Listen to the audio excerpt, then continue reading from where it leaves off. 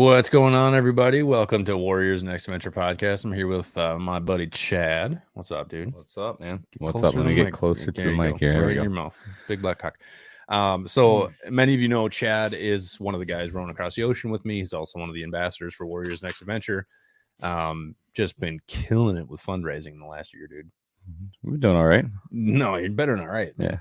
So, for those of you who don't know, me and Chad, we were in basic the same time. We were in the same tech school, went to the same first base, deployed 4 times together, roomed together in just one of them, I think.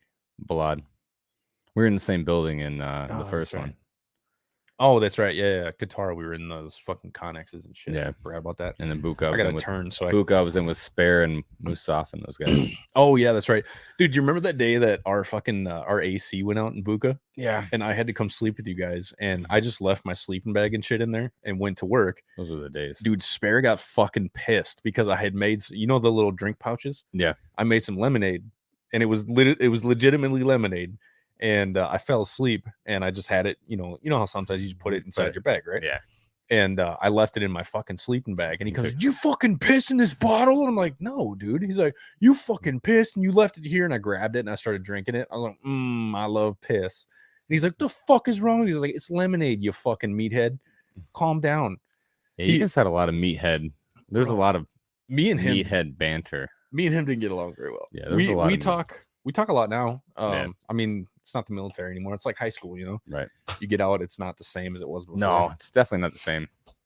That's really strange. So, speaking of getting out, oh yes, we talked a little bit about transitioning out of the military yesterday. Me and Josh, and you recently just went on terminal leave. I did. So we're gonna go as far as you want to go with this, but I'd like you to talk a little bit about why everything kind of went the way it did.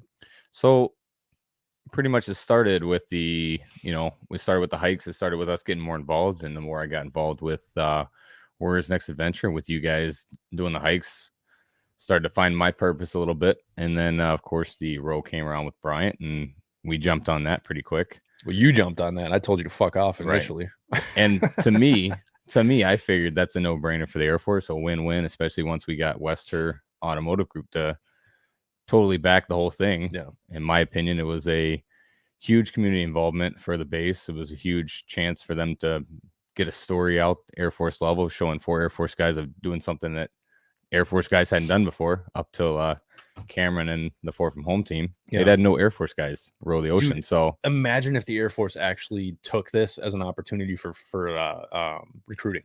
Like that's the way I looked at it. It was a huge opportunity for community involvement for them. It was a huge opportunity to show like, hey, like NCOs leading the way, because that's the kind of NCOs I would assume you'd want, someone that's going to lead the way. And it was not exactly taken that way. No. There was a lot of denials. I think there was probably like almost 12 of them total. Well, you had people saying, "Yeah, we got your back. We'll support you." And then you found out. Go ahead. You tell the story. We had a lot of I took a lot of negative feedback at first. I took a lot of guys just thinking it was a joke. And as the joke went on, then they realized like this joke's lasted a long time. It's lasted almost 6 months, and he's still on this trip. And then I had the criticism from not so much peers, but I had criticism from a few leadership, right? Leadership. And we had some support. Or we thought we had some support. We got the base chaplain was huge with the support. He initially was helping you walk through all the paths of like where you would need to go to get approved, right? Yeah, he was actually he saw it as the opportunity the same way I did, as this is a huge opportunity for the Air Force to go out and put their name on something. Yeah. It was right after the Afghanistan debacle. The perfect pullout method, and then it was right after that. So, like in my mind, like things could not have lined up better for them to use this as a comeback story of like, hey, guys are still doing big things, doing bigger things, and that's what we were going for. You always got to do it bigger. You know what I'm saying? Gotcha.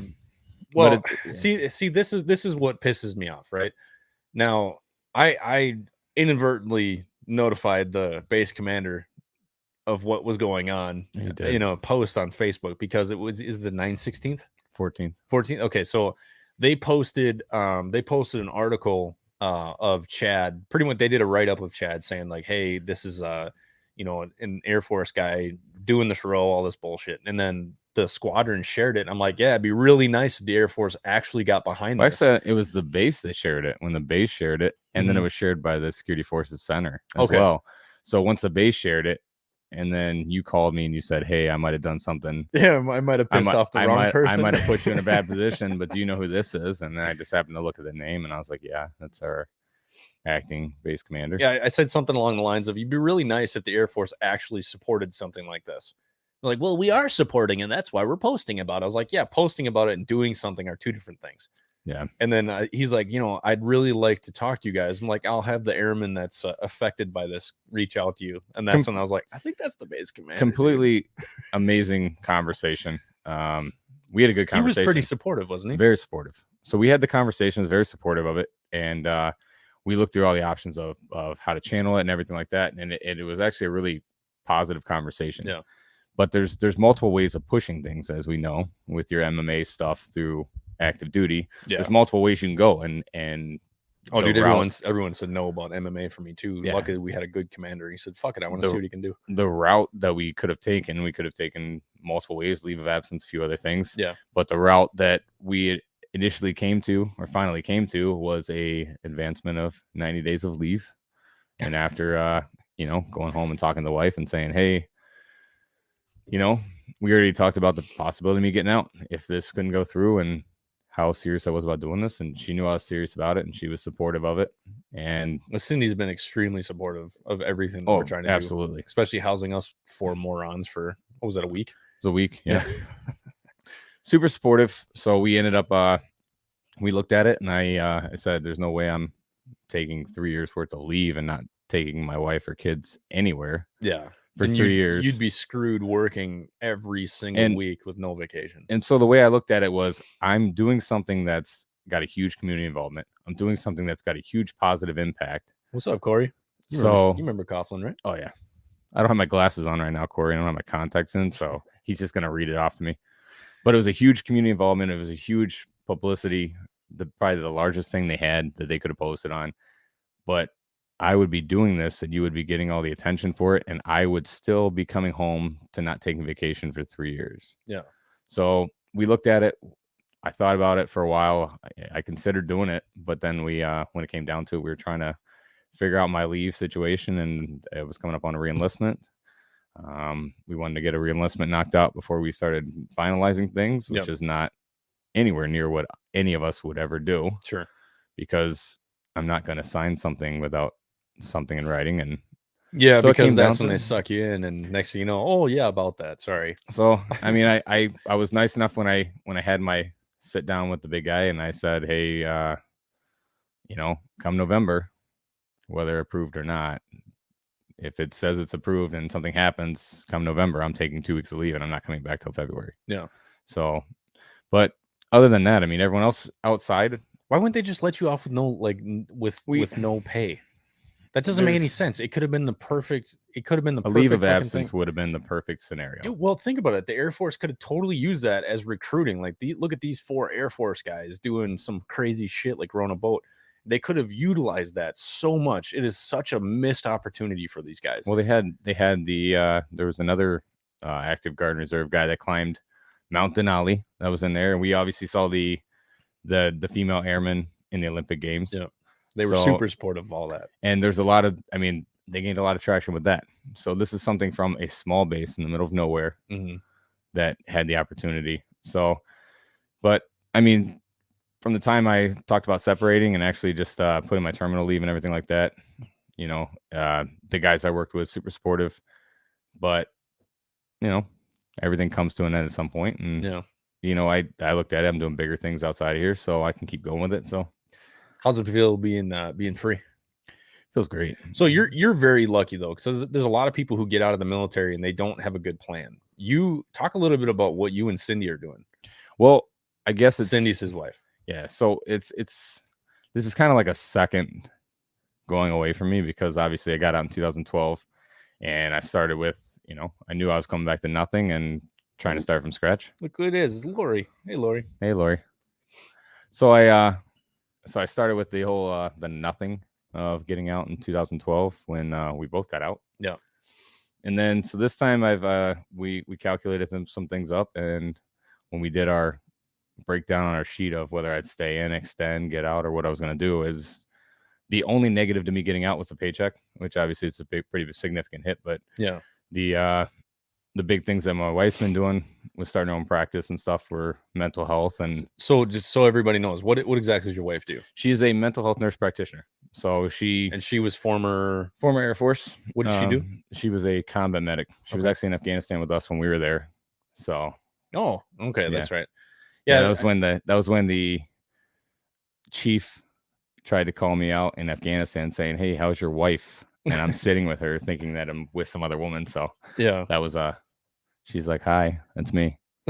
So, but yeah, she's been she started doing her own thing with the private practice, and the main focus of that was actually to help veterans. Yeah. And we've actually been able to branch out and do a lot of stuff with that. We've got some big stuff in the works that we're not going to discuss, that you and I have talked about off of here, that we're trying to work with. So he's transitioned to female. So yeah, I'm definitely I got a few more procedures and I should be all set. But no, right now I'm just I'm enjoying the stay-at-home dad life. And you got 3 kids and like 95 animals. Yeah, I got 3 kids, 5 dogs, 7 cats, and a partridge in a pear tree. Dude, going to your house is like living in a zoo.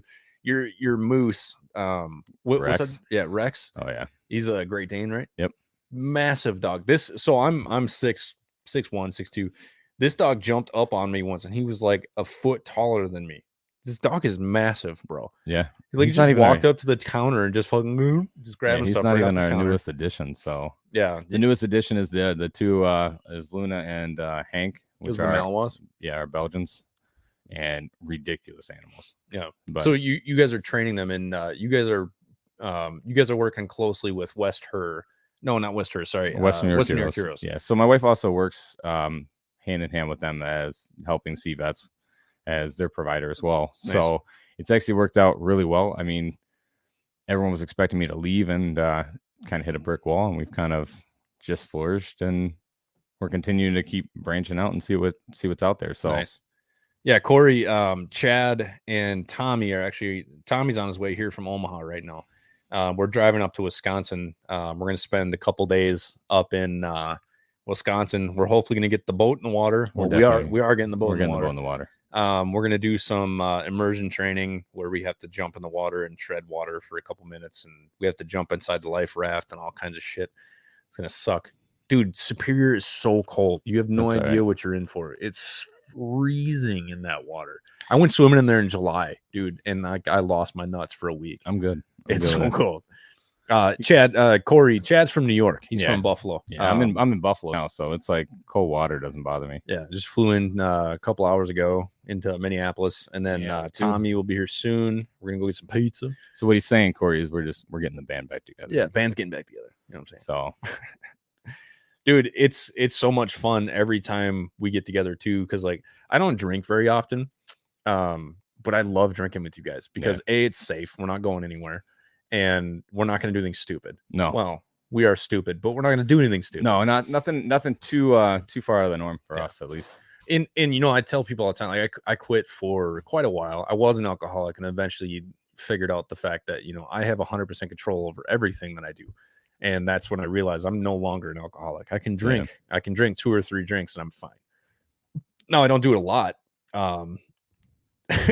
Corey said if Nick is involved, stupidity will follow.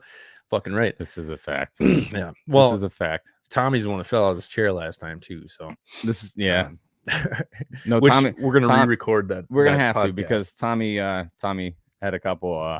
He has some whoopsie daisies. He had some whoopsie daisies, and he was talking. Fucking chair. He had talked went on a 5-minute tangent to the mic stand with no mic in it. So dude, I forgot about that. I had to get him walk away from the table like 45 minutes into our little podcast we were doing, and Tommy's sitting there talking to a mic stand. Yeah, careful, Tommy. The troopers are a little crazy down in southern Minnesota, so they good friends of mine. Is Tommy on here now too? Yeah, he's Tommy. Driving. He's listening to us while he drives. But yeah, so Tommy was drunk, and what was it? It was a a GoPro holder case. Yeah. And he's sitting here talking into the GoPro case for like 5 minutes, and we're all just staring at him like, dude, there's no microphone. So we had already cut him off too. So. And then all of a sudden the chair legs jumped out from under him. I don't know what happened there. It's Yeah, okay. It was good times though. Oh man, wild turkey, honey. Can't wait. Like the only time I don't. So I got some certain specificated. We talked a little bit about this yesterday. No, I don't drink if I'm sad. I don't drink if I'm angry. Yeah. Those are 2 times I do not drink, no matter what. So like even if we're out there and I get pissed off or I get upset, I will not drink. Right. But Yeah, if I'm in a good mood and we're all just hanging out, having fun, especially me, you, Will, and Tommy together. Well, like you said, it's always like fun. you said the other day, and I tuned in on your other show when you guys were talking, when you said, if someone offers you a beer and you want one, you'll take one. If you don't want one, you don't want to take one. Yeah. I'm not a big beer drinker. You guys know that. Yeah. So you know me, I just drink whiskey. So. yeah, that's. I do like a McGolden every once in a while. I'll actually be on Southpaw Stories from the Barstool. Fuck, man, I'm sorry, JD, I forgot the name.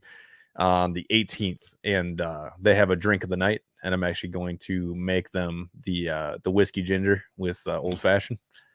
Oh, it's my favorite. What was it? We were in. Me and a few guys went on a mission through Spain. Road to Spain, like 2 years ago, I think it was. Yeah. We went through there, and there's this guy Navy guy that was in Spain. Yeah. Left Spain, came back to Spain. He's got this bar, and he's got this shot that, like, when you go there and you're a military guy, you have to do this shot. And it's like the bottom of the barrel, the nastiest shit you can think of. So he puts your name on the wall. Piss?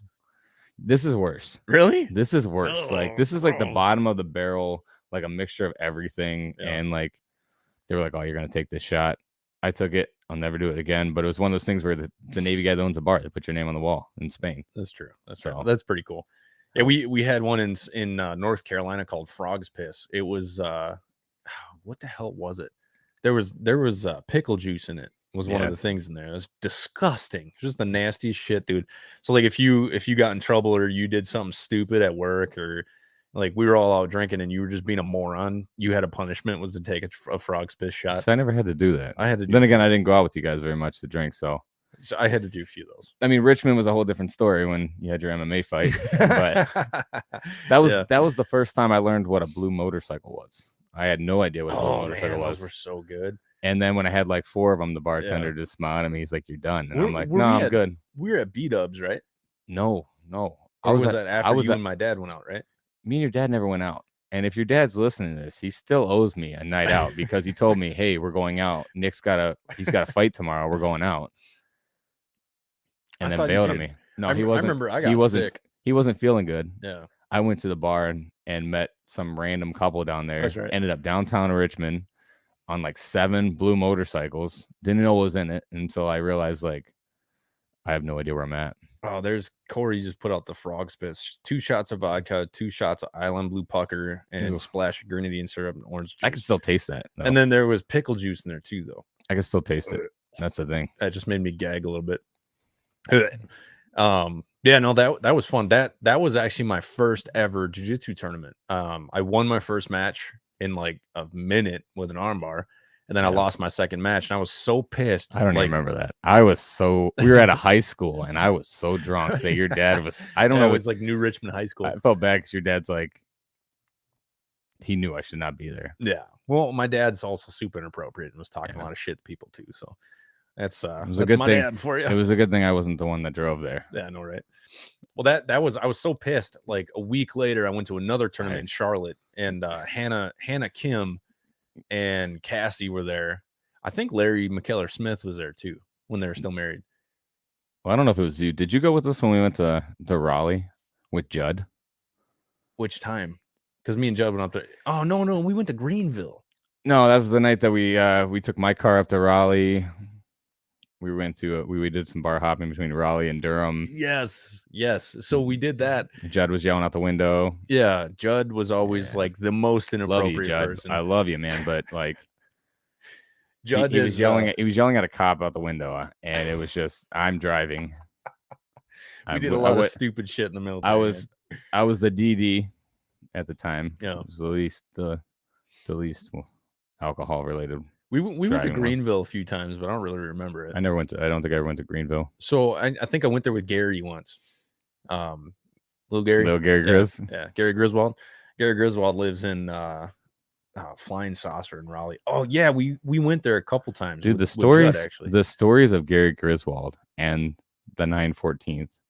Everyone there knows Little Gary. Yeah, dude. The funniest thing in the world was we were in pre-deployment training. Yeah, I think it was before Balad. And everyone was making fun of him, calling him little guy and shit. And he gets up on a fucking stool. He's like, look, everybody, I just want to let all you know, you guys are just jealous because you all have normal sized penises. I also have a normal sized penis, but I have a rather small body. So my normal sized penis looks much larger than your normal sized penises. And you're all just jealous. That was a typical speech from Gary. I'm going to send this to him. Well, that was Gary. What was it? Gary and he was in Balad when we first started lifting weights together. Hey, like Kelly, I lifted in Kelly Sidwell or Sidlow. What's up, Sid? Sid. I just why I call her Sid. So I started lifting in Buka. Yeah. Like near the end. Started lifting in Buka.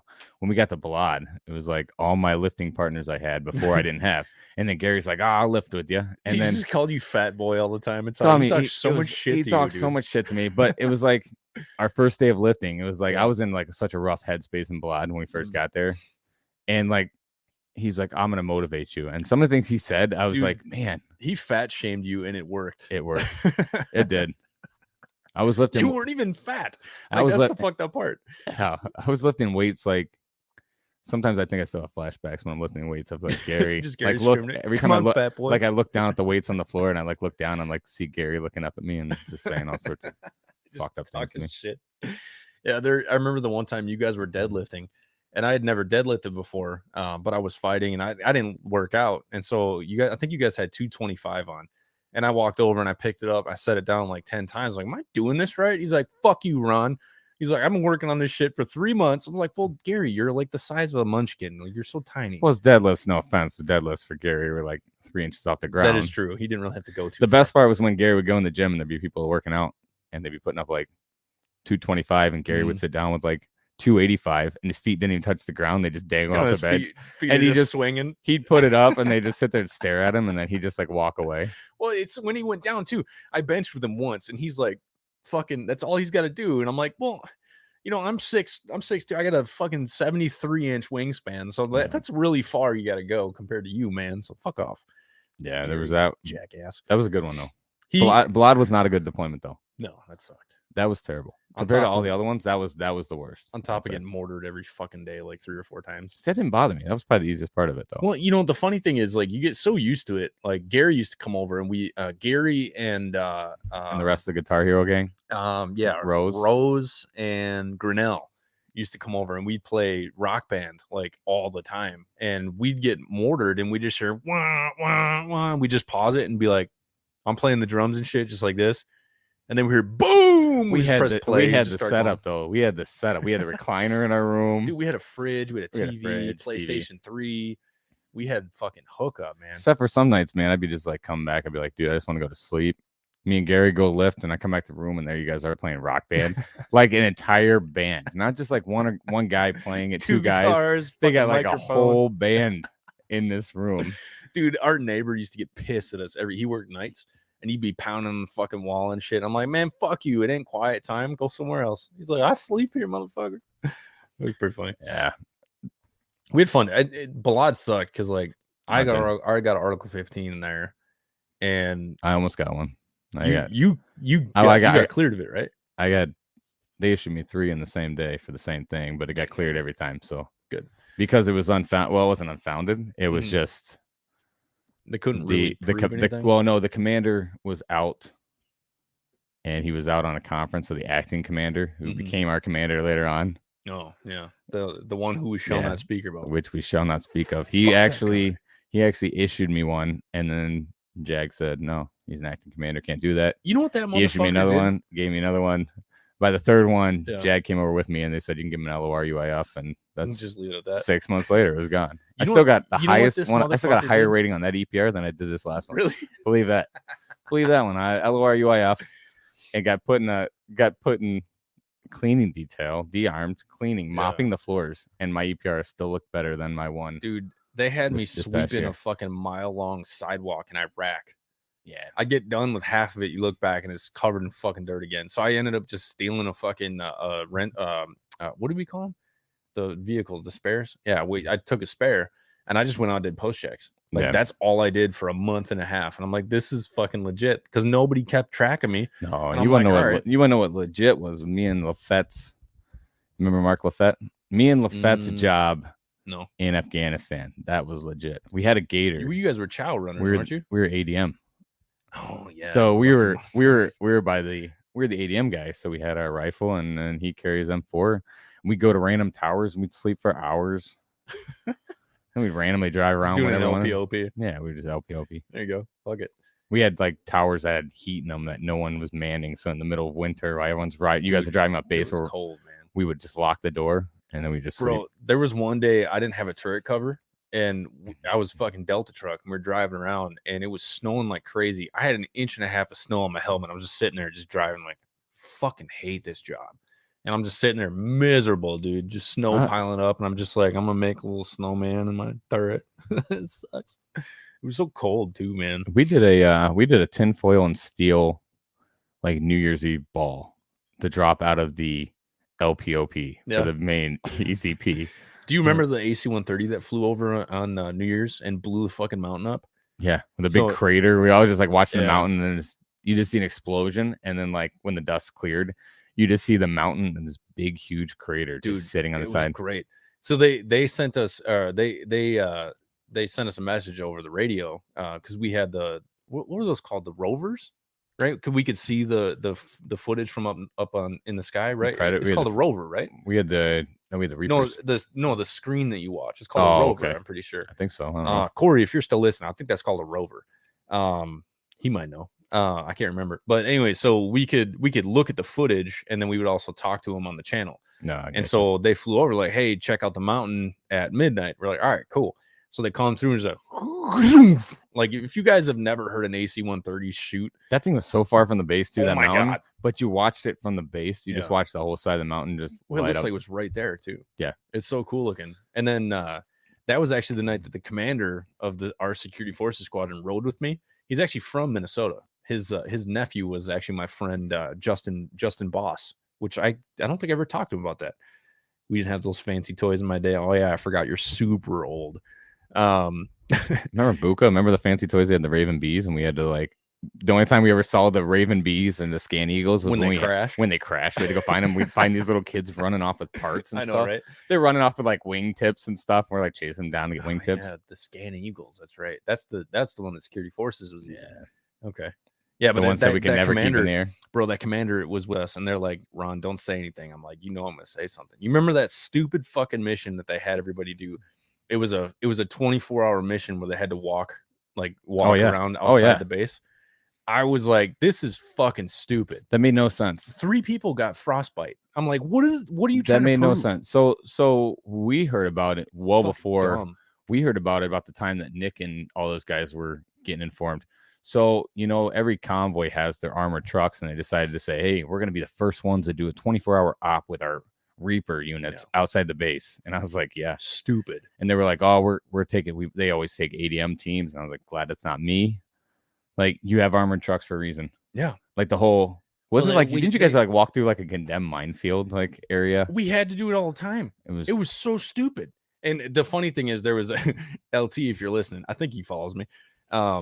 Dude, I was just like, whose fucking idea was this? This is so stupid. This is the dumbest shit I've ever fucking. There's literally mines right there. And we're walking through the shit. There's a fucking tower 15 feet away from here. Why don't we just go up in the tower and we can look around? They're like, Ron, shut the fuck up. We watch you guys walk by and we're just like, that sucks. I'm like, this is fucking stupid. They're like, Ron, shut the fuck up. I'm like, no, this is fucking dumb. Whose fucking idea was this? You got armored trucks.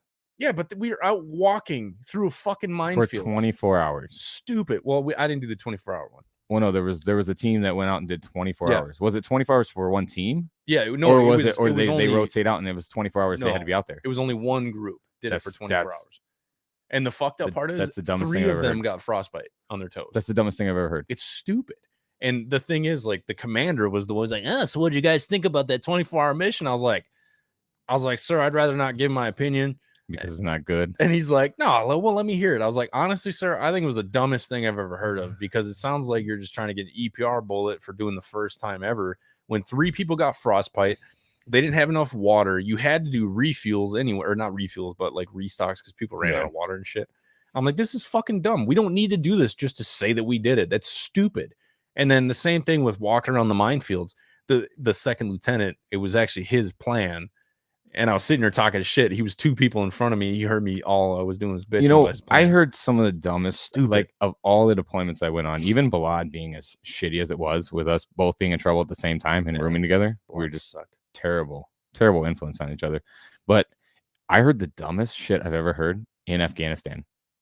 Like, more people were more worried about inside than they were outside. Yeah. But I heard some of the dumbest things, like, hey, we worked in the sector with the vehicle searches, and an officer, which isn't to be named, brought in stethoscopes from medical and said, hey, we've had so many drugs come on this base. Your search pit guys are going to tap the tires, and if they sound different, then there's probably drugs in it.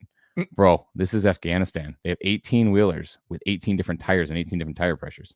Like, and then came and woke Lafette up and me up at 2:00 in the morning because there was limited visibility because of a sandstorm. Limited visibility, fog and a sandstorm, and said, hey, we need you to get your scope and rifle up in the tower.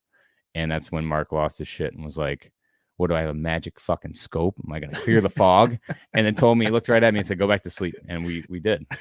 But like, some of the dumbest things I ever heard, dude, was that deployment. Well, in the I hate saying this, but it's because the Air Force was in charge. They were just trying to do cool shit to be like, oh, look at what we're doing. It's when so people dumb. ask me about Afghanistan, I sum it up to this. I just see that scene in Dumb and Dumber where he's like, just when I thought you couldn't do anything dumber, you go and totally redeem yourself. That was Afghanistan. It was so dumb. That was the entire 6 the months of whole Afghanistan. deployment. I mean, it was fun being a part of the Reapers, which was cool because like we got to go out like 10 miles or so, and it was fun. It was I loved it. Did you hear about the day that I drove one of the Matvs down I drove off a bridge? No. So Josh Serge, Sergeant, I don't remember. I think it was Sergeant. We call him Sarge, whatever. But he wasn't driving that night, and they made me drive. I'm a gunner. I'm not a driver. I don't like driving. I don't want to drive. I fucking suck at driving these big ass trucks. I know Tommy, if he's listening right now, he knows you're not a driver. Fuck you. Tommy doesn't even like riding with Nick. There's a reason that Tommy's going to pick us up on the way up here, because he does not like driving with Nick. It's only because Tommy doesn't like the roadhead. Okay. I don't think that has anything to do with it. I'm not swapping. Anyway, no. So like we were driving on this fucking weird bridge in Afghanistan, and you have to have a ground guide. So you go on, and it's literally maybe a foot wider than the tire width of a Mat V. Right, so you have almost no room to fuck. Up. Sid's listening to this. She's like child's play. I know, right? She's been up Saffron Hill. She's like much child's better. play. Probably the only woman I'll admit is probably a better driver than me. But no, so you go up and you go straight, and then you have to do a 45-degree turn on this fucking bridge with a 1 foot fucking gap on both sides. And I'm like, oh God, I suck at this. So my guy wasn't paying attention, and he went like this, but I thought he went like this, and I turned left, and it just went wah! And so a Mat V is about 15 feet long, maybe. Yeah, maybe a little bit longer. Maybe a little bit longer. This trench was 20 feet deep, right? So we go in there and we go womp, and we're sitting just like this. So we're only about maybe 6 feet down because I'm holding the steering wheel. And if I would have let go, we would have fell all the way down. So I'm sitting here holding the steering wheel so we don't fall. And they had to come back. And I believe what happened was they had to come up with 2 MRAPs behind us and pull us out. Yeah.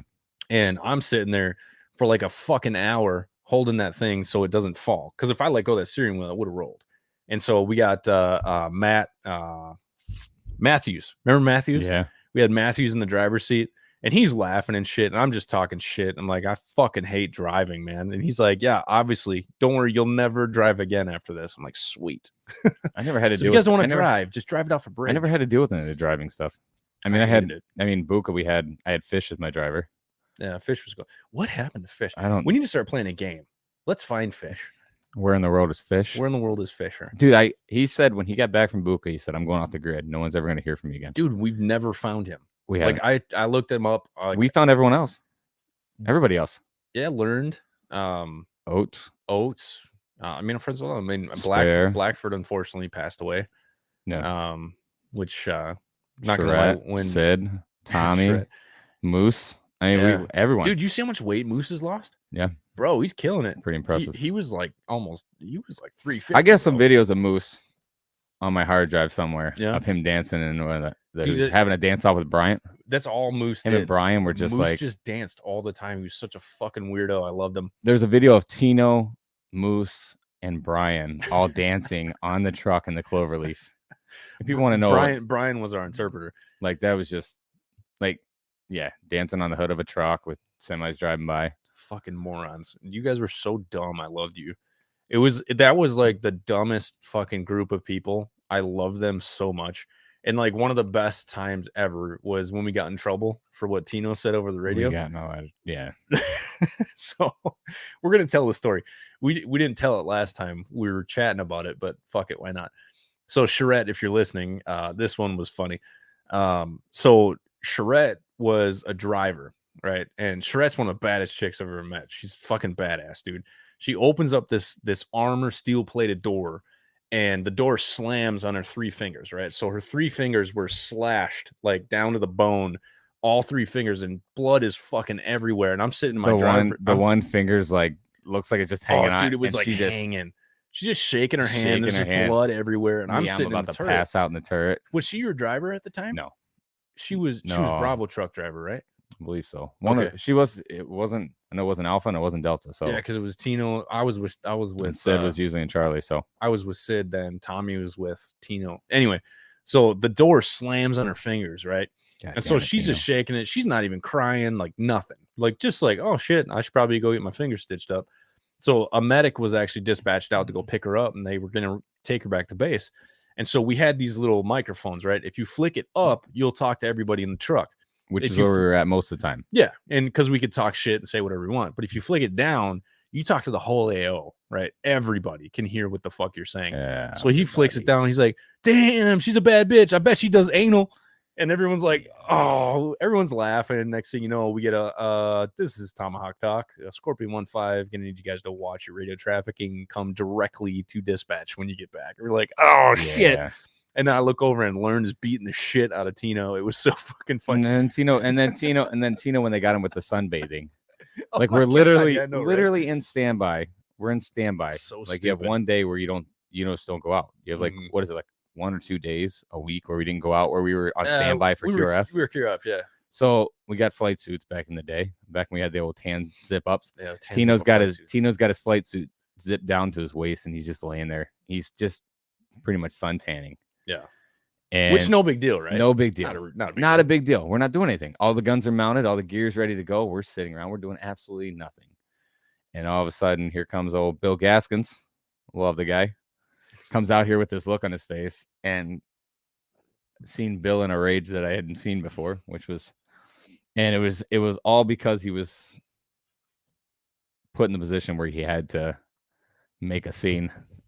So we were it was the commander that saw it, and Bill actually told me the story. So I went and saw Bill over in Philadelphia, and when I was driving through on the tour, and we sat and talked. He's like, I didn't want to do anything. He's like, I was fighting for you guys. He said it was bullshit, and he essentially said that the sand was hot. Yeah, it was hot as fuck. We low crawled through the sand, and we're just nasty. The commander, we're sweating, we're covered in sand. We're low crawling from it was like. I don't know how far we low crawled. Oh, dude, it was like 100 yards or something like that. It was a while. We were like so low, like the actual low crawl where your face is dragging. Dude, it sucked. Tommy, I think Facebook said no to your comment because it didn't go. No, that commander actually told Bill, like, if you don't punish them, we're firing your whole fucking squad. So Bill's like, I have no choice. So he came out and pretended like he was mad. He was one of the best squad leaders I've ever had. By far, he made the team. And I had Sergeant Smith was great. Corey Coughlin, he was one of my when I was working over at the clamshell. Yeah. He was my supervisor. He was fucking great. It was a lot of fun to work with. I think like the second day I knew Corey, I was helping him move out of his house because him and his wife were going through divorce. So I was like, this is so awkward. He's like, get your ass in here, help me move this shit. I'm like, all right, you got it. I'd do anything for Corey though. That was when you got back and you started doing the training aspect. That was about the same time I went and did. Awesome. I was so that was happy. when me and Equivally were teaching the task course on Yeah, this. that's right. Yeah, so like I was. We were staying there all day until we realized leadership was cutting out a little early. So then we started going back to EQ's house. Oh, really? And when EQ hears this, he's gonna remember exactly what I'm talking about. Him and Dez were staying. I think Dez had just moved out. Who? Moore. Oh, Desmond Moore. Yeah. So we go back to EQ's house for lunch, and we just never come back. Yeah. And we play Mario on the Wii. Dude. We both had the controllers. We were just sitting there driving around playing Mario Kart. Me and Corey, I used to bring my PlayStation 3, and me and Corey would play UFC on the fucking big. Do you remember the briefing room in the clamshell? Yep. With that giant monitor. Yeah. Like it was it was a projector. And so we'd play on there, and we'd spend hours playing UFC because we only worked on Tuesday, Wednesday, Thursday. That's it. So like Monday was prep day, but we get all our work done on Friday because Friday was teardown day. So we get everything done Friday. We come in Monday and we just fuck off all day. And then Tuesday there was classes, but me and Corey didn't teach. And so Wednesday I would teach all my classes. Like I would teach like handcuffing and searching. I would teach actions on contact, like what to do if you're getting shot at. It was to base populous people like finance and shit. So like anybody who did a bunch of cool little things here and there. The TAS thing wasn't really that cool. Yeah. It was just because I was admin certified, so we can get people certified. Oh, nice. Then we did the UAE trip, we went to UAE. I didn't get to do that. We did the hotel security where I wear a suit like 3 days a week. Didn't you? You went there with Rice, right? I went there with Rice. So I went there with Rice, but I also was there with Zastadil. So we worked nights intentionally. So we get off, and they had an Aquarius pool bar, and we get off work at like 6 a.m. when it was like 100 degrees out already. Go right to the pool and drink. Hell yeah! And they had we had a few like. By the way, Tony, if you're listening, I love you. I miss you. Tony listens to this stuff a lot. He's over in Johnson City, Tennessee, I believe. I haven't talked to Tony. I haven't talked to you in a while. Why is that, Tony? Why is that? I miss your pretty face. He was gonna do some contracting and shit, but I'm like, dude, don't do that. Don't go back to Afghanistan. Fuck that shit. No, would never. You couldn't pay me enough. I You'd don't have think to I pay would me either. $100,000 a year at least to go back. Yeah. And it would have to be a cake job. Well, that UAE trip, I said I'd never go back to Iraq, and then we ended up. Me and what was her name? Bouchek. We ended up bringing the guns to everybody. Who the fuck is Bouchek? And she was in Seymour. So we ended up bringing the guns to everybody, and we got stuck in Kuwait. And the only flight they could get us out to get to the UAE, they threw us on this flight, and we ended up in Al Asad. After I said I'd never go back to Iraq, and then we ended up in Al Dhafra. What year was this was 2011. Oh, so it wasn't too bad up there. No, it was right before. No, but we went through. We literally hit like 4 bases in a row. We hit Ali Salim, then we went to Al Dhafra. We had to fly out of Bragg. Oh, so really? everyone else flew out, and then they were like, "Oh, you guys are gonna fly later and bring our guns." What'd you? We fly got over there. in? Couldn't even tell you. Was it a civilian aircraft? No, I think it Was was. it like a C-130 or No, I something? think it was civilian. Oh, okay. But we flew over there with an army unit from Bragg, and we were the only 2 Air Force people, but we flew in civvies. No, okay. So like they automatically assumed that we were something special, and we weren't. But we brought all the guns. We get to UAE, and then when we get there, they say, "Oh, we're not using the guns." Like, so you went there for nothing? We got stuck in airports for like 4 or 5 days. We slept in a terminal Christ. in Kuwait. We slept in a terminal in Al Asad. That's pretty normal. And then we got to Al Dhafra, and we had to wait for people to come get us. And that was the very first time that I'd ever dealt with a full bird colonel and walking off the sidewalk in the UAE. Wow. I walked across the sidewalk from one sidewalk to the other. There's gravel, and I got yelled at for walking on the gravel because they put the gravel down in the UAE. In Al Dhafra, I think it was Al Dhafra. They put the gravel down to keep the sand away, to keep it down. So it doesn't get dusty? Yeah. But you're a piece of shit, Chad. How dare you? So yeah, I walked across there, and I got yelled at and scolded for walking across the gravel. I didn't even know that was a thing. Like I knew shit you get in trouble for in the military. It's so stupid. Like I knew the whole I saw people sweeping sidewalks there. I saw you're talking sidewalks come together like this, and all I did was just took 2 steps to the next sidewalk and got my ass chewed for nothing. How dare you? Kyrgyzstan was the same way. We got in trouble for a little stuff. Kyrgyzstan had the best chow halls, man.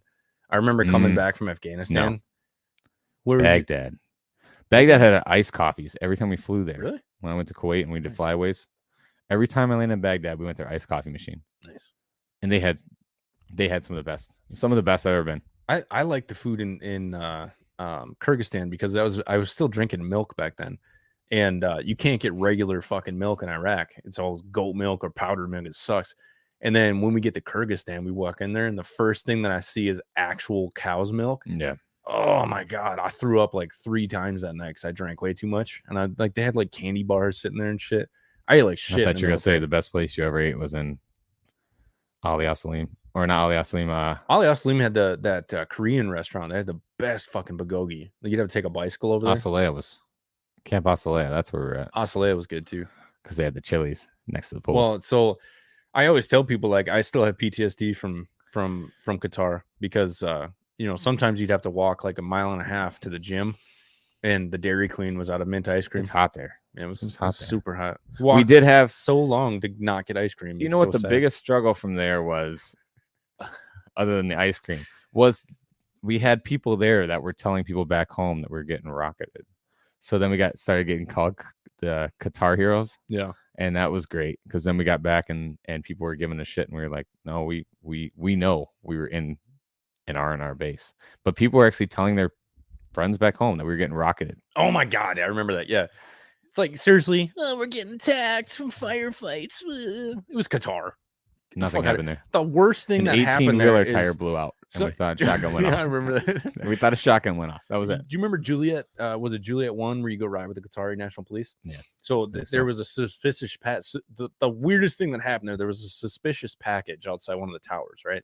So we go out there, and I drive out there with these guys, and we walk over there, and it was a box full of shit. That was the worst thing to happen. He's like, hey, you want to go get some food? I'm like, fuck yeah. So we went. You remember the place that had like the Arby's, McDonald's? Like, dude, I'd kill somebody for a fucking Arby's sandwich. Right? Oh yeah, bro. They took me to Arby's, and we're like, yeah, what do you want to do? You want to fucking go do some blow? And I'm like, probably shouldn't do that. No, I'm good. This is my first deployment. I'm like, this is my first experience deployed. I'm driving around with some fucking locals. I should probably go back to base, bro. Yeah, this president kidnapped me. We had one individual from Seymour that should be nameless, and if they ever hear this, they're gonna know who they were. That decided to. In the UAE, doing the booger sugar? No, in the UAE, went back with one of the local nationals in his Ferrari or his Lamborghini back to his palace, and we covered for him because they didn't know where he was. We covered for him. We said he was sleeping, and I ended up taking an extra shift until he got back because they called him to come work, and we were at the hotel. Dude, but he actually went back to this. Like, here, hold my Falcon. He came back with pictures of him sitting next to the pool. Drinks in hand, like I was like, okay. Well, see, here's the thing, like, why wouldn't you do that? The experience of a lifetime. Like, why would you say no to that? And the military's so dumb sometimes. We're like, yeah, I get it, but at the same time, it's like, how dare you do anything that's fucking fun, you piece of shit, and then you get in major trouble for it. Like, the most fun I had in the military was shit I wasn't supposed to do and never got caught. Like, I think I went to court 7 times in the military because I got busted off base, and it got passed every time. Yeah, see, that was never me. There was a skinny dipping in a pool with a bunch of strippers from the playground one night. Now, real talk, I was playing with a puppy the whole time. There was a German Shepherd there, right? Daniel West. I can see that. Daniel West can approve. I can see that. It was some good times. It was fun. There was an underage drinking in base housing that I got called in for. Oh, really? That the investigator we had at Seymour, it wasn't even so much he'd scold you. It was like that. Remember the old guy there? And it was always like the disappointed father is what he'd give you. The guy with the Agent Orange? Oh, what was that guy's name? You know who I'm talking about? No, I don't think. The guy looked like Mr. Magoo? Might have been. But he always had the disappointed father thing. But they called me in on my day off. They couldn't get a hold of me. And what do? They call my parents and say, yeah, your son, who at the time they didn't even know I drank. They're like, your son was involved with an drinking incident, and I'm obviously like 19. Yeah, they had me come in there. They're like, well, everyone said you were a DD, but who underage was drinking? And then they gave me the you should know better, and like I got like a 30-minute disappointed father talk. And yeah, it was like Corey said everybody in the unit got called in for that one. That was that same incident. I remember that. Yeah, it was weird because there was like fucking asshole the Chad. Officer housing. No, I didn't snitch on anybody. I know. I'm saying it was part of your reason why we all had to go to that fucking formation. Which is crazy because they called me in and they said, we know that you were the DD, but who was underage drinking?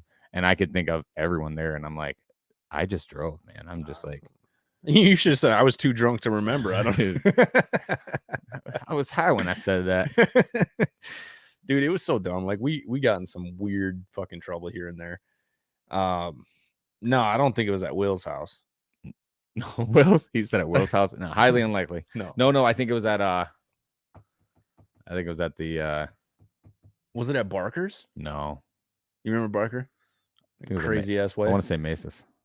Oh yeah, Mesa. That one. I want to say it was at Mesa's. Mesa's. It was probably Mesa's. It was house. definitely at the Mesa's. Yeah, we used to drink there a lot. I mean, when we were of age, we drank everywhere. Yeah, that's like it's so normal in the military. Like it's like you can go fucking die overseas, but you can't drink some. There's beer. so many things in the military that are normal that when you get out, they're not. Like when you go see your doctor and he's like, how's your back feel? And I'm like, that's a normal amount of pain. Like, that's normal amount of pain is there's no such thing as a normal amount of pain. I'm like, oh, wow. I don't know what that feels like. I haven't trained jiu-jitsu in about 2 months.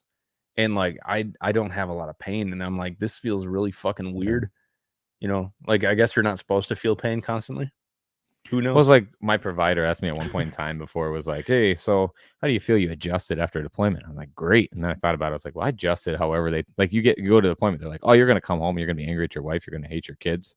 You're going to want to fight everyone. You're going to be anxious. That's normal. And I was like, oh, I adjusted normal. And I was like, wait a second. That's probably not normal. No, that's probably not normal. No. So we were talking about on the podcast yesterday, you know, about Jody fucking hanging around while I was gone. And good old Jody. I was telling Josh yesterday too that we need to stop and look at some of the things that we did fucking wrong too. And the problem is, yeah, we experienced some fucked up shit and everything, but it's no one else's fault but ours. Well, in the fucking military too, but we need to fucking understand the way that we react is affecting other people around us, and it causes other people to do shit that, you know, you're just like, ah, fuck you, but really you had some responsibility in that. Like my marriage went to shit. A lot of it was because of me, because she didn't know I volunteered for all 4 of my deployments. And I was like, hell yeah, I'll go. Let's go. All I want to do is deploy. I think it was after the first one, we were just like, they're like, hey, how do you feel about deploying again? We're like, yeah. And they were like, who was our UDM? What was his name again? He was cool as shit. Sequel was one of them, wasn't he? It wasn't Sequel. I'm talking about. No. He had like a buzz cut. He was kind of chubby. Corey, if you're still listening, what was the UDM's name? He was kind of chubby, super funny, had red hair.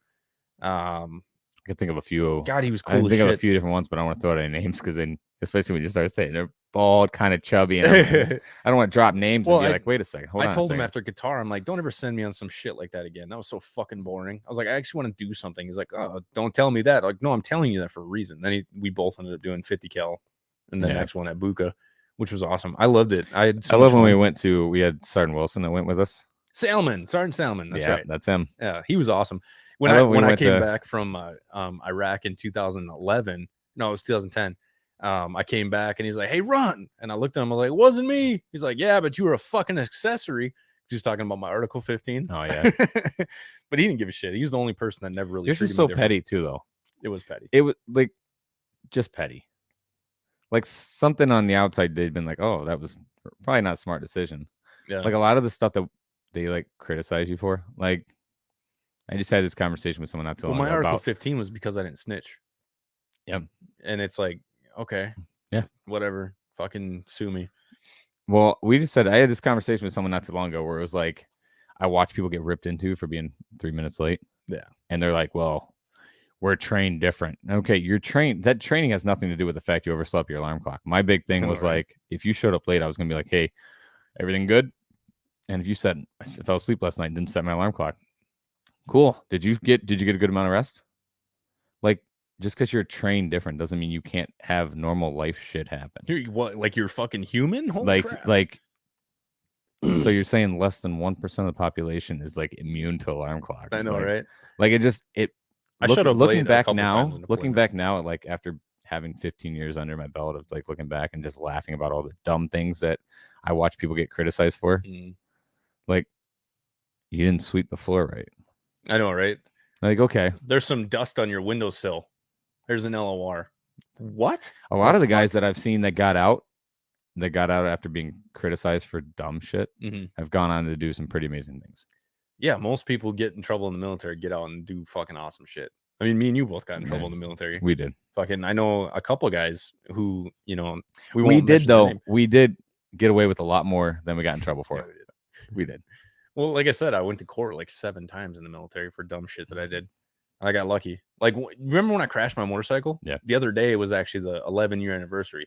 And the funny thing is, I actually got a ticket from the state trooper for failure to maintain lane.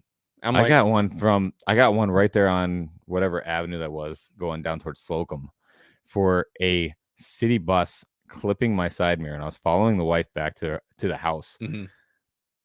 She swerved and missed the city bus side mirror, and it took my truck side mirror right off. Oh, really? And I had to follow this guy down 2 blocks. The convenience store owner where we stopped said that I was racing her, and that I went left to center and hit him, and I got cited for failure to maintain my lane.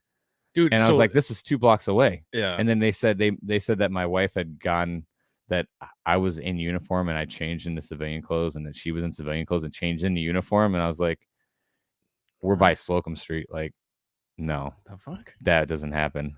Like, that would not be okay. Yeah, the Q Tommy. What does that mean?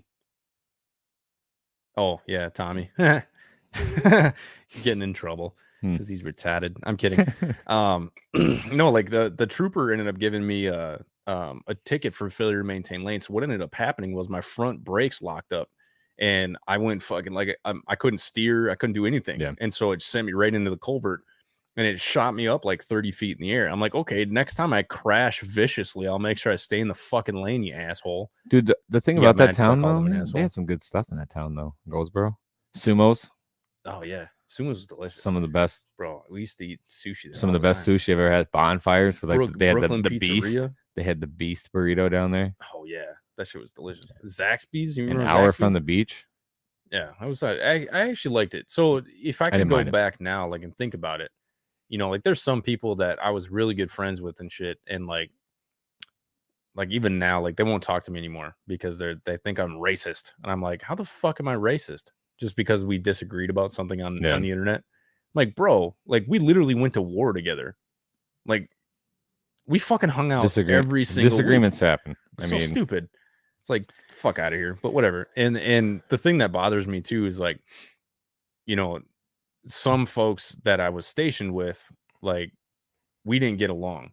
But like now after the fact, we sit and talk. It's like, oh, these guys are pretty cool. Because I was a fucking child, right? I was stupid. I was annoying. And there's a lot of people that would probably say that I was a pain in the ass to be around. A pain in the ass. Fuck you, Chad. You were too. But like, I thought I knew everything. And like, I was always that guy who just thought everyone was fucking stupid. I was always right. And I was just that. You did have that. You did have that cocky. But then again, I was a typical fucking kid. When you're 19 and you come back for your very first day of work with 2 deployments already under your belt, you got that little cocky attitude. I mean, we were 19 sitting behind 50 cal. I mean, we kind of built that complex real quick, and then we came back, and I think I was in for a little over 2 years before I worked my first day on flight. Yep. Fucking crazy, dude. That is crazy. Do you remember I got yelled at because you didn't answer the radio? Yeah, I didn't answer the radio because I didn't know I was Alpha 1. I'm like, what the fuck is Alpha 1? Like, that was the best part. You came back and they're just like, you're working shift, and you're like, okay. Yeah, sure. You look at the roster and they're like, where's that? And they're like, oh, well, by the refueling ramp. Oh, okay. And then you sit out there and they call you on the radio. I was just driving around, and then next thing you know, I had to go up to the commander's office and get fucking screamed at. I'm like, sir, I've never worked flight before. I was like, you guys put me out on flight, and I have no clue what the fuck I'm doing. And then I don't remember who our flight chief was. We had so many. Was it Tucker then? No, Tucker was later. Yeah.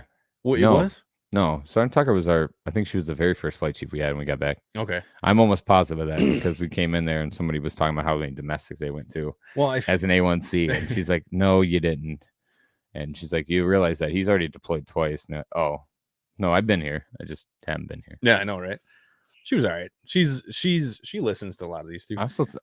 I saw her a couple years ago. Yeah. At a yellow ribbon event after a deployment. I don't really talk too much, but she likes my stuff and follows along and shit. But no, I think it was her. I don't remember.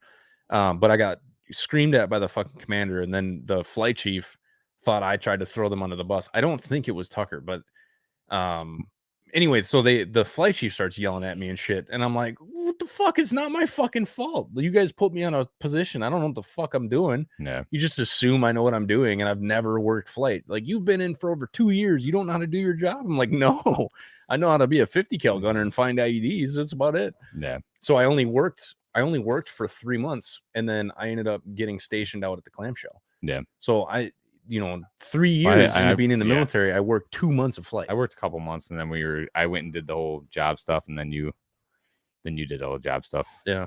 So the fuck? You can come in. It's fine. It's not a bit. It's just Warriors Next Adventure podcast. Welcome. It's not that. You're sitting here sneaking in. I'm like, am I had to stab somebody? Like, who the fuck is sneaking in? You do realize you live here. I know, right? Mara, you live here. It's okay. I'm just a guest. But yeah, dude, it was weird how many times like we got in trouble for stupid shit in the military, and you get out and it's like, why did that matter? And this guy Trey Schindler, we always make him. He's always the one making our list for us. Get it? Mm-hmm. Schindler's List. Okay. Anyway, so Trey's 28 years old, and he's a staff sergeant in the Army. Yeah. Right. So he's an E6. Was E6? Yeah. Yeah. So he's E6, and he's 28 years old. And I'm like, dude, you're a fucking child. And like, I remember my E6s, like E6, E7 was just like, man, you think they're so old and they have so much wisdom. And then when you got promoted to master sergeant, I'm like, man, this is weird. Yeah. Because like, not that anything, any negative about you, but it's like you think that these people are very old and very wise. That's like your TIs. That's like your TI. Yeah, my like TI was like 24. a staff sergeant. I was like terrified of the dude until he ended up at Seymour running the broke people. Yeah, no, he's like 24 years old. We ran into each other, and he was like, I was like, Sergeant Mitchell, and he's like, Sergeant Miller, and I was like, this is weird. We're both staff sergeants. Like, well, I had an incident, and I'm like, yeah, that makes sense. You got dropped, but it's just weird because then you're looking at it, you're a staff sergeant, you're like, oh, that's what I was afraid of. Like, dude, it's so weird. And then you stop and think about it. Like Trey, 28 years old, very well put together, very fucking smart, intelligent kid. But the fact that he's only 28 and he's a staff sergeant, and it's like, we thought those people were so much, and it's like, I had children yelling at me for not shaving. Yeah. The dumbest shit. What about getting yelled at for your trash can not being empty? Oh my God. Like you having you got a fucking paper in you there. had 2 papers in your trash can, or we white walled. Like, I got in trouble for when I got back from what was it, Buka I got back from. And I woke up. We got in at 4 a.m. We instantly went to drinking like we always did. And then I woke up at 6 o'clock in the morning, and I'm hammered by the first sergeant, the ops officer, and my supervisor from home station to do a room inspection because I failed 4 in a row, which they weren't supposed to be doing. I failed because my stove had a cake in it, and I wasn't even there. And then they realized real quickly that like he just got back 2 hours ago and he's hammered. And then they were more mad about me being hammered. And then I got lectured and wanted to go to AA because I was hammered. But then 2 hours of deployment because it's 5 o'clock in the morning and I'm hammered. I just got back. Like, we haven't gotten to sleep yet, man. No. I don't know how many times that we had some shit like that. For my joint pissmate who shared a kitchen with me, left dishes in the sink, and I get yelled at. You were by down, a 25-year-old. You were down in a different dorm room than I was, so you had a different. You were like 3605, and I was like 3603. I don't remember. I just remember I was 3603 right next to Chow Hall. I remember our rooms were like a giant dorm room. We had a sink, we had a microwave, and a what do you call it? We shared the kitchen. We had a kitchen door going into the kitchen, and we shared. We didn't have that though. And then, we did. We had a door going into the kitchen, and then we shared a bathroom. Oh yeah, well, we shared a bathroom. That's it. You guys didn't share like a whole kitchen. We had a whole kitchen. No, so we literally only had a mini fridge, we had a microwave and a sink. That's it. And then if you go down to the second floor, there was a full kitchen in there. Anybody could use that. But I didn't cook that much then. I was a fucking pizza rolls and hot pocket kind of guy. Yeah, especially like room inspection time. You always do that. Mm-hmm. Which is easier too. And then you don't have to clean up and all that shit. Or what about like the really dumb shit, like basic training stuff, or like, when we went to El Paso, and we had people using one urinal because we were getting room inspections. We were using one urinal between like 30 some guys, so we didn't have to clean the urinals, so there wouldn't be anything for them to get. That was dumb. We had 30 some guys and like 7 urinals, and we had grown men, 26-year-old men, grown men, telling us that we were only allowed to use one urinal. One urinal because then we don't have to clean the rest of them. So like, just fucking clean it. It's not that hard. We had shower times. We were told that there was like limited water in the middle of nowhere. Dude, we got in trouble for washing our rifles in the shower with us in before we deployed to Buka. I can see that because it was easier. I can see that. Yeah, it's so easy, right? And so we was like, oh, water, you can't get water. It's like, no, okay. After a long day of fucking shooting, some fucking body wash, the good old, will clean the shit out of your weapon real quick. What was it with the 50s? We had the good old case of WD-40. Yeah. It's just they get covered in sand, just soak them with WD-40, rack them a few times. I always carried motor oil in my shit. 5W30. I'd always take that. That was the best lube you could use for 50 cal. Yeah, I think I had like 1040 weight or something like that. The problem was it would just get so dirty because it would all leak out of the back. Well, once you poured it in there when it was like sandy, and then you thought you were gonna hit some shit, and you dump it in there, and then it dripped right down all over you inside the turret. Fucking, you're just full of, I don't know how many we had uniforms. We had like toe straps holding a wooden board with a piece of cloth on it as a seat with no like cushions so uncomfortable. But it was like hand cranked turrets and stuff like that. Oh, dude, I remember those old school ones. But I know there's some guys on here that are probably like, oh, at least you had a turret. We had like sheets for like armor. And no cover. We had no armor. We had no doors. Well, our squad in Buka, we were actually the first Air Force squad to have MRAPs. Yeah. We were also the first squad in the history of the military to get one stuck in the sand. Yep, this is true. How many hours did we spend sitting there? I think Sid was driving too. It wasn't her fault.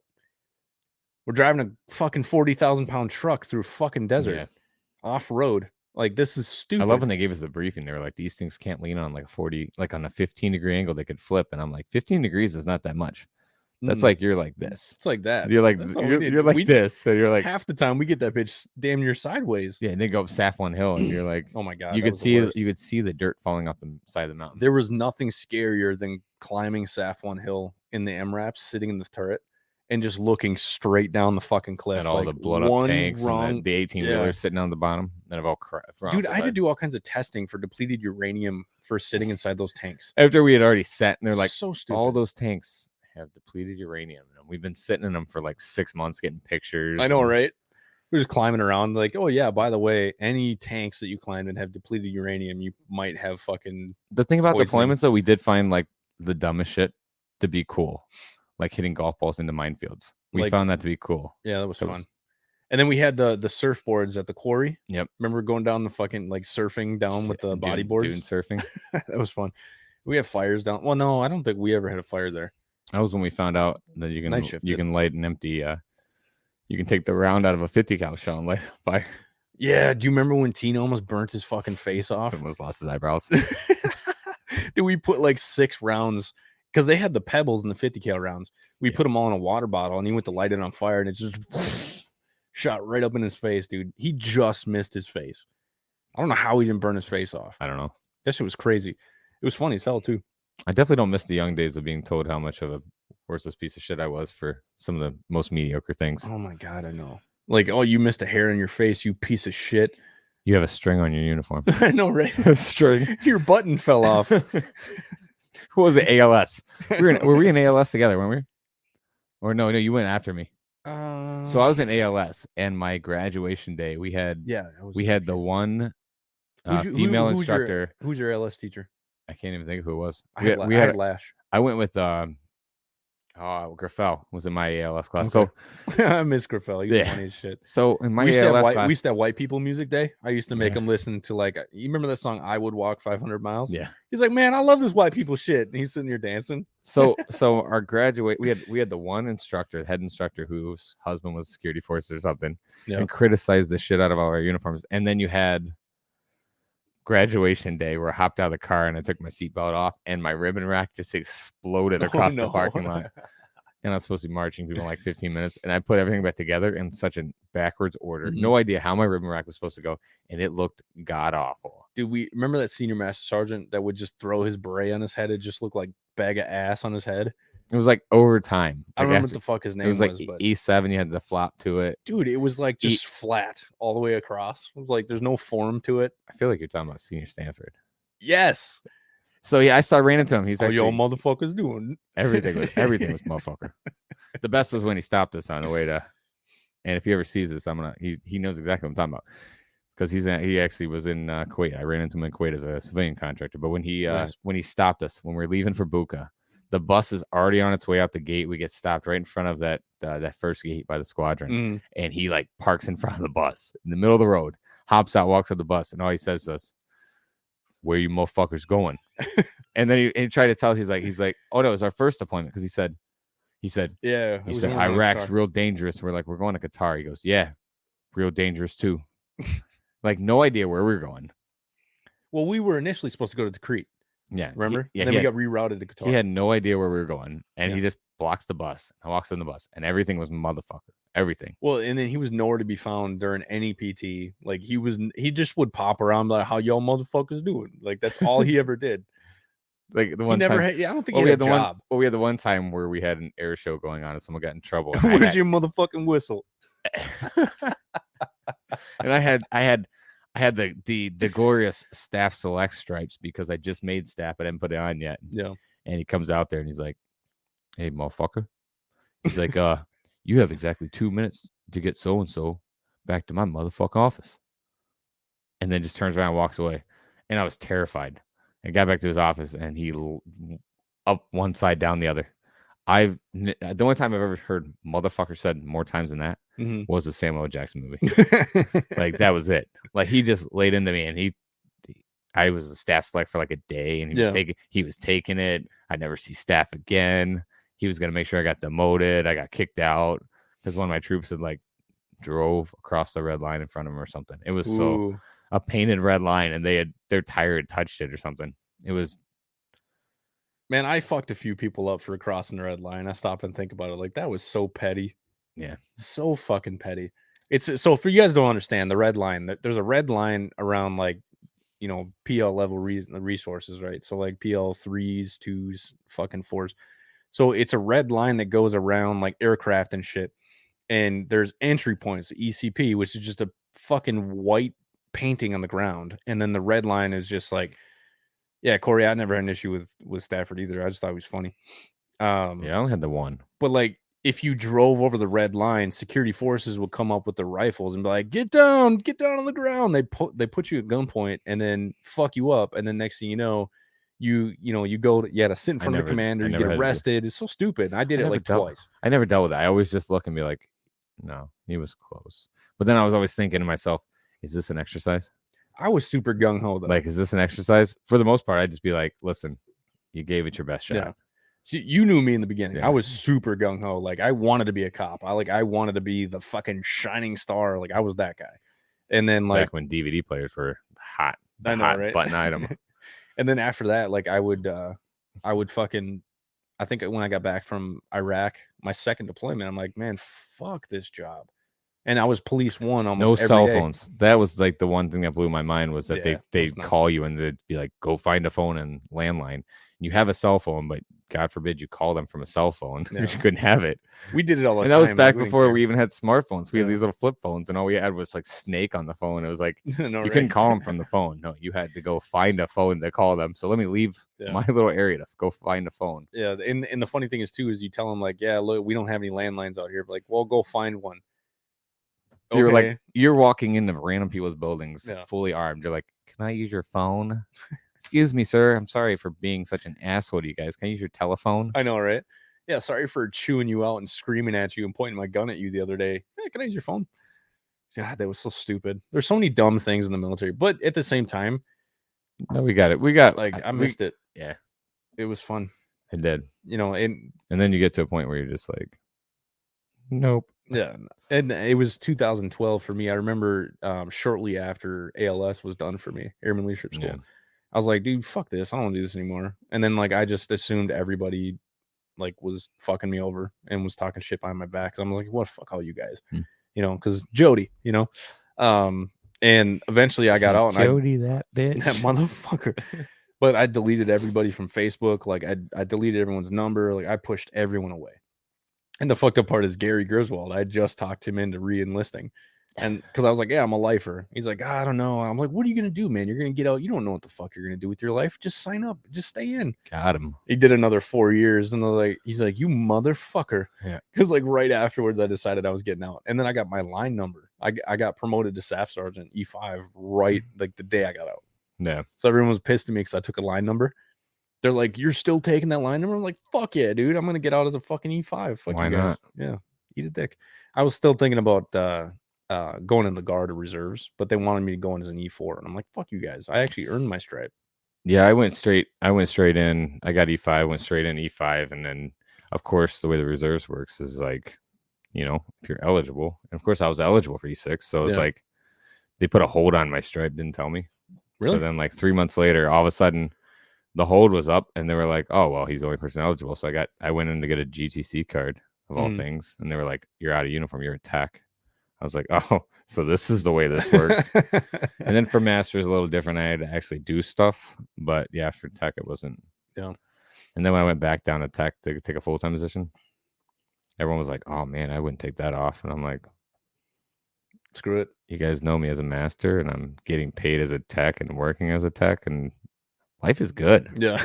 Life is good. Well, for the reason why I cared. Yeah, the reason why I didn't want to do it is just because I was at the state patrol at the time, in the Minnesota State Patrol, and I was like, I could do that and I could get paid a couple $100 a month just to do the 1 weekend a month. And I'm like, no, I want staff sergeant. So I talked to the commander, like, yeah, we'll put you in as an E4, and then after a few months we'll promote you. I was like, no, I tested for E5. Yeah. I am an E5. I'm not going to drop that. And they're like, well, you can always like, no, like I'm telling you, like, give me E5 or I'm out. And they wouldn't give it to me. So I'm like, fuck you guys. Yeah. And I didn't want to shave my beard. Once I realized that, like, you drive off base and nobody really cares. No. And that's one thing me and Josh talked about yesterday. It's like nobody gives a shit what you did in the service. They do when it comes to parties and they want to tell their buddy that they know so-and-so who's an NCO. It's right? Other than that, like, your time is your time. Like, that's cool. But don't live there. Dude, like, you got to move on. It can take real estate in your head. Yeah. That's it. It can go back to the fun stories that we're going to tell on the boat for 45 days on this ocean. It's going to be, but you can't live there. You got to like move past it. And for me, you can't identify as a veteran. No. Like, for me, it was like a lot of people that denied me, like just stood right in my way the whole time. Like they leave every day and then they're nobody. Well, the thing that I tell people all the time is like, you realize that when you get out, you're going to be ghosted. Yeah. It happens. Oh yeah. Every time. And then when they get out, everyone starts to reconnect, which is fine. But like I tell people all the time, don't identify as a veteran. Identify as who you are today and what you're going to be doing tomorrow. Right. Be a veteran. Yeah. I mean, I'm not saying try to fucking hide it. I mean, I run a veterans nonprofit, but I don't go up to people and say, hey, I'm Nick. I'm a veteran. Right. I go up. I'm Nick. I'm the founder of Warriors Next Adventure. I think the thing that gets it for me is everyone in the military wants to be an individual, but you're not allowed. No. Like you're shunned for doing anything individual like. So you want to go do your own thing. You want to go MMA fight. You want to go row an ocean. No. Dude, I had so many people say mission. You are mission directed. You are this. You're part of this. And then you get the whole. You're part of a bigger mission and all this other stuff. Less than 1% of the population does this, and everyone else is at home, and you're part of a bigger mission. All you want to do is be part of. You just want to be yourself, and then you get out, and then you watch some of these guys that get out, and they're out, and all they're doing is living in the glory days of when they were in. It's like people from high school that were like the captain of the quarterback team, like still wearing their jackets and their rings. Nobody fucking cares, And the thing is, like, there's certain benefits with being a veteran. Absolutely. You get veterans points with state jobs. I mean, utilize it. Absolutely. If you want to be the guy that utilizes discounts, but it's not who you are, though. No, like use fucking veteran discounts. Who cares? It's not a big deal. But if you walk around and like everything about you is I'm a veteran, you're going to annoy the shit out of people.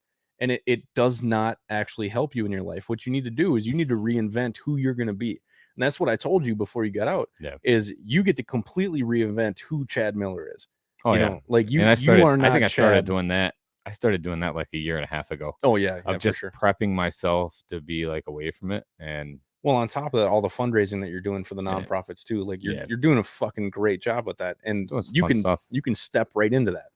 I've somehow managed to get myself into a skydiving thing, even though I'm not a big fan of heights, with Tom Williams and those guys. That nice.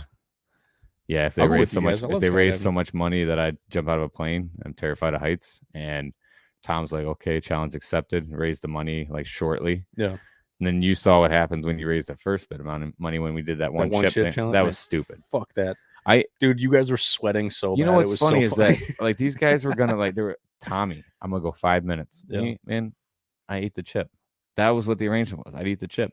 I made it a little under 5, or I made it like 3. Dude, Tommy made it like 30 minutes. And I said no. My deal was you raise the money, I will eat the chip. I ate the chip. Challenge accepted. Challenge completed. Yeah, these guys tried to get me to do it. I'm like, fuck you guys. No, I'm not stupid.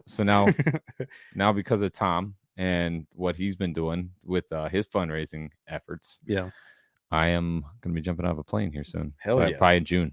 June? Yeah. Oh man, I want to. Well, I would do it in May, but I can't do it in May because we're doing a lot of bigger things. So much bigger.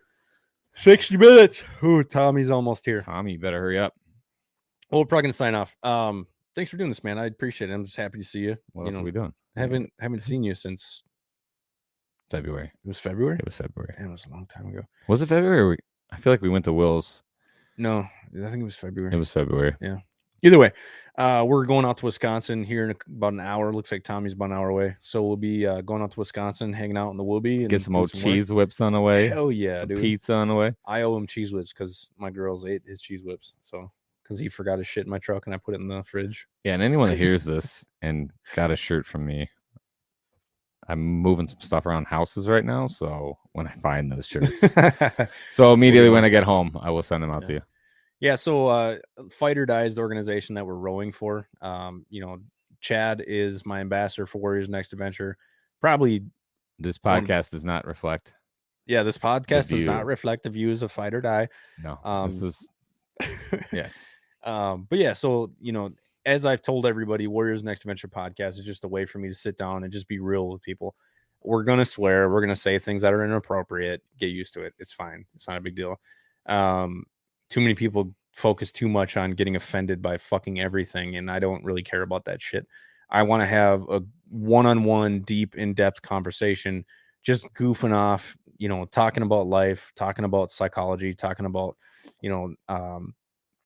philosophy, just whatever. And I'm not going to censor myself. And there's people that ask me to stop swearing on the podcast. I'm not going to. I don't try to, but I'm not going to try not to, because I'm going to be 100% my authentic self. And Chad has been one of the best supporters of Warriors Next Adventure, leading hikes and raising funds. And, I appreciate you, man. So appreciate you. Yeah. Appreciate you, motherfucker. Log off before we make out. All right, guys. Thanks for staying tuned. I'll have this on Spotify and everything like that here soon. If anything, you just go check it out on YouTube, Facebook. It's in a couple groups, and it'll be on Spotify, iHeartRadio. You can listen to it on Audible as well, and then pretty much wherever you get your podcast. So I think we'll do a more formal Fight or Die one here with the whole team here a couple days. Probably not formal, but we'll do one. Well, a little more formal, a lot more formal than this one. Yeah. Or more professional. No, probably not. Maybe. I'm not doing that. Fuck you.